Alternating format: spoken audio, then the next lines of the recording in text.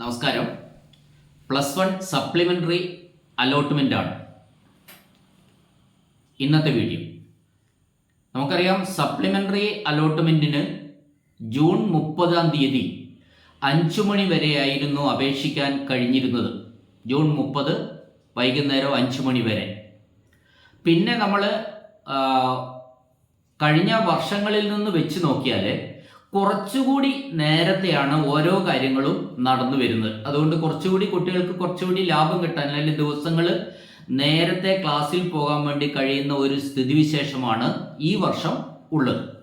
അതുകൊണ്ട് തന്നെ 30 +1 സപ്ലിമെൻ്ററിയുടെ അപേക്ഷ സമർപ്പിച്ചു കഴിഞ്ഞാൽ 1 2 കഴിഞ്ഞാൽ ജൂലൈ 3 അലോട്ട്മെൻറ്റ് വരികയാണ്. ജൂലൈ 3 സപ്ലിമെൻ്ററിയുടെ +1 സപ്ലിമെൻ്ററിയുടെ അലോട്ട്മെൻറ്റ് വരികയാണ്, അല്ലെങ്കിൽ അതിൻ്റെ റിസൾട്ട് വരികയാണ് 3 വ്യാഴാഴ്ച. 4 5 പ്രവേശനം നേടാവുന്നതാണ് കുട്ടികൾക്ക്. വ്യാഴാഴ്ച ജൂലൈ 3 വ്യാഴാഴ്ച റിസൾട്ട് വരുന്നു. ജൂലൈ 4 ജൂലൈ 5 വ്യാഴവും വെള്ളിയും ശനിയും സ്കൂളുകളിൽ പ്രവേശിക്കാനുള്ള സമയം. തിങ്കളാഴ്ച, അതായത് ജൂലൈ തിങ്കളാഴ്ച വരിക 7 അല്ലേ? 7 തിങ്കളാഴ്ച ക്ലാസ്സിൽ പോയി തുടങ്ങാം. അപ്പോൾ വലിയൊരു ബുദ്ധിമുട്ടില്ലാതെ വളരെ പെട്ടെന്ന് കാര്യങ്ങൾ നടക്കും. അപ്പോൾ നമ്മൾ ഇവിടെ ശ്രദ്ധിക്കേണ്ട ഒരു കാര്യം, വടക്കൻ ജില്ലകളിൽ നമ്മൾ ഒരുപാട് അപേക്ഷകർ 57,000-ഓളം സീറ്റുകൾ ബാക്കിയുണ്ട്. നേരത്തെ ഉണ്ടായിരുന്ന 38,000-ഓളം സീറ്റുകൾ എന്ന് പറഞ്ഞിരുന്നിടത്ത് അത് മാറി മറ്റ് സ്പോർട്സ് കോട്ടയിലും മറ്റുള്ള പല കോട്ടകളിലും അപേക്ഷകർ വേണ്ടത്ര ഇല്ലാത്തതിനാൽ സീറ്റുകളുടെ എണ്ണം ഏകദേശം 57,000-ൽ പരം സീറ്റുകൾ ഒഴിവ് വന്നു. പക്ഷെ എവിടെയാ പ്രശ്നം എന്ന് പറഞ്ഞാൽ, വടക്കൻ ജില്ലയിൽ സീറ്റുകൾ കുറവും അപേക്ഷിച്ചിരിക്കുന്ന കുട്ടികൾ കൂടുതലുമാണ്. അപ്പോൾ അങ്ങനെ ഒരു പ്രശ്നമുണ്ട്. ഇപ്പം മലപ്പുറത്ത് 8,703 സീറ്റുകളാണ് ഉള്ളത് ആകെ ബാക്കി. എന്നാൽ അവിടുത്തെ അപേക്ഷകർ 12,000-ന് മുകളിൽ അപേക്ഷകരുണ്ട്. പാലക്കാട് 3,850 സീറ്റുകൾ മാത്രമേ ബാക്കിയുള്ളൂ. എന്നാൽ അവിടുത്തെ അപേക്ഷകർ 8,000-ൽ പരം അപേക്ഷകരുണ്ട്. കോഴിക്കോട് 5,352 സീറ്റുകളാണ് ഒഴിവുള്ളത്. അവിടെ 6,400-ൽ പരം അപേക്ഷകർ നിലവിലുണ്ട്. കണ്ണൂർ 4,486 സീറ്റുകളാണ് ഒഴിവുള്ളത്. പക്ഷേ കണ്ണൂർ 5,000-ൽ പരം അപേക്ഷകർ നിലവിലുണ്ട്. അപ്പോൾ എന്നാൽ തെക്കൻ ജില്ലകളിൽ പത്തനംതിട്ട ജില്ലയിൽ 3,234 സീറ്റുകളാണ് ഉള്ളത് ബാക്കി. എന്നാൽ അവിടെ അപേക്ഷകർ 1,000-ൽ താഴെ മാത്രമേ ഉള്ളൂ. അപ്പം തന്നെ നോക്കണം, 2,000 ചില്ലറ സീറ്റുകൾ ഒഴിഞ്ഞു കിടക്കുക അവിടെ. കൊല്ലം ജില്ലയിൽ 4,485 സീറ്റുകളാണ് ഉള്ളത്. അവിടെ 2,000-ഓളം അപേക്ഷകരേ ഉള്ളൂ. തിരുവനന്തപുരം ജില്ലയിൽ 4,321 സീറ്റുകളാകെ ബാക്കിയുണ്ട്. അവിടെ 2,500-ഓളം അപേക്ഷകരാണ് ഉള്ളത്. 3,000-ൽ താഴെ മാത്രമേ ഉള്ളൂ. കോട്ടയത്ത് 3,354 സീറ്റുകൾ ഒഴിഞ്ഞു കിടക്കുന്നുണ്ട്. അവിടെ അപേക്ഷിച്ചിരിക്കുന്നത് 2,000-ൽ താഴെ അപേക്ഷകർ മാത്രമാണ് അവിടെ ഉള്ളത്. അപ്പോൾ ഇതിൻ്റെ ഒരു പ്രശ്നം എന്താണെന്ന് വെച്ചാൽ, തെക്കൻ ജില്ലകളിൽ സീറ്റുകൾ ബാക്കിയാവുകയും ഒഴിഞ്ഞു കിടക്കുകയും വടക്കൻ ജില്ലകളിലെ ആവശ്യത്തിന് കുട്ടികൾക്ക് സീറ്റ് കിട്ടാത്തതുമായിട്ടുള്ള ഒരു സ്ഥിതിവിശേഷം നിലനിൽക്കും. അങ്ങനെ നിലനിന്ന് കഴിഞ്ഞാൽ അപ്പോൾ കുറച്ച് കുട്ടികളെങ്കിലും ഈ സ്കീമിൽ നിന്ന് പുറത്തേക്ക് പോകാനുള്ള സാധ്യത കൂടുതലാണ്. അപ്പോൾ നമ്മൾ ഇങ്ങനെ പോയി കഴിയുമ്പോൾ ഉള്ള പ്രശ്നം എന്താണെന്ന് വെച്ചാൽ, ഗവൺമെൻറ് ചില സന്ദർഭങ്ങളിൽ ചിലപ്പോൾ ഒരു 10% സീറ്റുകളൊക്കെ, അല്ലെ 5% സീറ്റുകൾ ആ സ്കൂളുകൾ ആവശ്യപ്പെട്ട് കഴിഞ്ഞാൽ അവിടേക്ക് അനുവദിക്കാനുള്ള സാധ്യത ഇനിയും ബാക്കിയുണ്ട്. കാരണം ഗണ്യമായ ആൾക്കാർ കുട്ടികൾ പുറത്തു നിൽക്കുന്ന ചില ജില്ലകളിൽ മാത്രമായിട്ട് ചില നീക്കുപോക്കുകൾ ഗവൺമെൻറ് തലത്തിൽ നടത്താനുള്ള സാധ്യത ഉണ്ട്. അതാണ് അതിനെ സംബന്ധിച്ച് പറയുന്നത്. മറ്റൊരു കാര്യം എന്താണെന്ന് വെച്ചാൽ, ഇപ്പോൾ വടക്കൻ ജില്ലയിൽ കുട്ടികൾ കൂടുതലും സീറ്റ് കുറവും, തെക്കൻ ജില്ലയിൽ കുട്ടികൾ കുറവ് സീറ്റുകൾ ബാക്കിയുള്ള സ്ഥിതിവിശേഷം നിലനിൽക്കുന്നുണ്ട്. എന്ന് വെച്ച് നമുക്കിവിടെ മലപ്പുറത്തുള്ള ഒരാൾക്ക് കോട്ടയത്ത് പോയിട്ട് പഠിക്കാൻ കഴിയില്ലല്ലോ. ഇതാണ് ഇവിടുത്തെ പ്രശ്നം. അപ്പോൾ ഗവൺമെന്റ് ഒരുപക്ഷെ വരും വർഷങ്ങളിലൊക്കെ ഈ അധികം കുട്ടികൾ വേണ്ടത്ര ഇല്ലാത്ത ബാച്ചുകൾ തെക്ക് നിന്ന് ക്യാൻസൽ ചെയ്ത് വടക്കോട്ട് ഉള്ള ജില്ലകളിൽ ആ ബാച്ചുകൾ ചിലപ്പോൾ അനുവദിക്കാനുള്ള സാധ്യത, അതെന്തായാലും ഈ വർഷം സാധ്യതയില്ല. ഒരു ബാച്ച് ക്യാൻസൽ ചെയ്യുമ്പോൾ അത് നേരത്തെ തീരുമാനിക്കേണ്ടതായിട്ടുണ്ട്. അല്ലാതെ പെട്ടെന്ന് ഒരു ബാച്ച് നമ്മൾ ക്യാൻസൽ ചെയ്ത് അവിടെ ക്യാൻസൽ ചെയ്ത് ഇവിടെ കൊടുക്കാൻ കഴിയില്ല. അപ്പോൾ വരും വർഷങ്ങളിൽ ഓരോ വർഷത്തെ അനുഭവം വെച്ചിട്ടുള്ള തീരുമാനങ്ങൾ ആ പിറ്റേ വർഷങ്ങൾ വരിക. അടുത്ത വർഷം ആ തരത്തിലുള്ള ഒരു തീരുമാനം ഉണ്ടാവാനുള്ള സാധ്യതയാണ് ഇവിടെ കാണുന്നത്. അപ്പോൾ ഇങ്ങനെ വടക്കൻ ജില്ലകളിൽ എന്ത് വന്നാലും കുറച്ച് കുട്ടികൾ പുറത്താവാനുള്ള സാധ്യതയാണ് ഉള്ളത്. പറയണമല്ലോ, വെറുതെ നമ്മളിങ്ങനെ കുട്ടികളെ പ്രോത്സാഹിപ്പിച്ചുകൊണ്ട് മാത്രം കാര്യമില്ലല്ലോ. അങ്ങനെ കുറച്ച് കുട്ടികൾ പുറത്താവുമ്പോൾ അവർ നിരാശപ്പെടേണ്ട യാതൊരു ആവശ്യവുമില്ല. പിന്നെ ഇതിലുള്ള വേറൊരു വ്യത്യാസം എന്ന് പറഞ്ഞാൽ ഇപ്പം സപ്ലിമെൻ്ററി അലോട്ട്മെൻറ്റ് വൊക്കേഷണൽ ഹയർ സെക്കൻഡറിയിലും നടക്കുന്നുണ്ട്.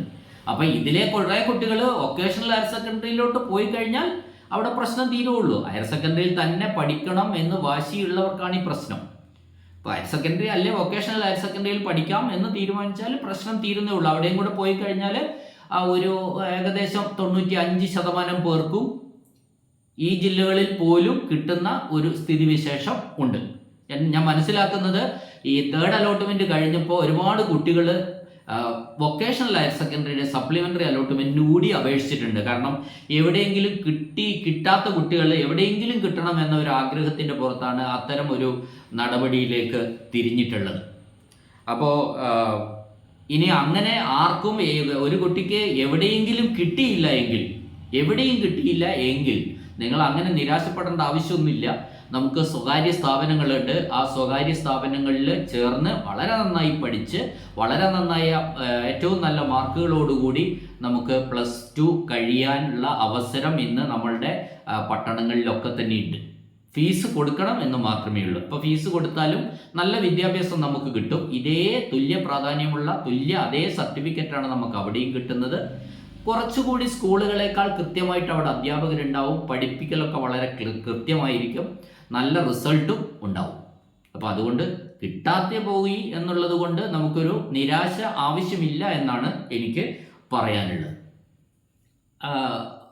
അടുത്തത് അതിനെ സംബന്ധിച്ച് പറയാനുള്ള ഒരു കാര്യം, ഇപ്പം ഞാൻ പറഞ്ഞല്ലോ 3-ാം തീയതി ജൂലൈ 3 വ്യാഴാഴ്ച അലോട്ട്മെന്റ് വരും. അതായത് സപ്ലിമെൻ്ററിയുടെ റിസൾട്ട് വരും.